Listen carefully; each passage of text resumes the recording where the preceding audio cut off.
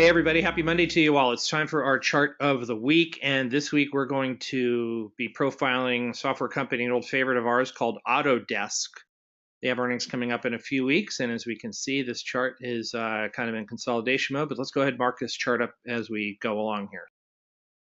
I'm going to draw a trend line here from the early part of February, which you can see kind of connects a few bottoms up until last week.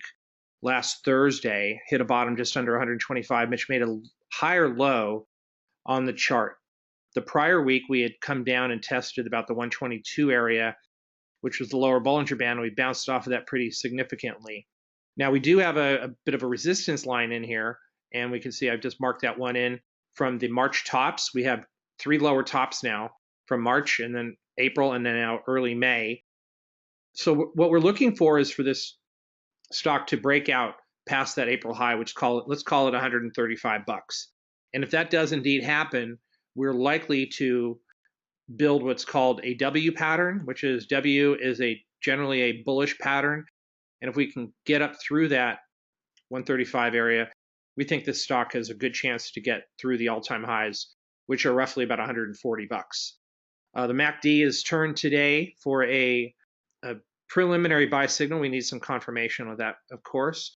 Relative strength is starting to improve. It's still the jury's still out on this one, but perhaps we can get some upward movement in the stock relative to what the stock market is doing, and that'll improve this indicator. But we do like Autodesk here, especially in front of the earnings. And as we can see, back in March when the earnings came out, the stock popped in a big way. We had the stock actually the 120 calls, which went sharply higher post earnings as the stock gapped up and closed up near 135 bucks. We had about a 400% gainer on this one coming into that. So and then of course, as you can see, coming into the March earnings, the chart was starting to improve, but it wasn't anything spectacular. So that earnings surprise was certainly a delight, and we think that sort of action can come with this next earnings, which I think comes in the early part of June.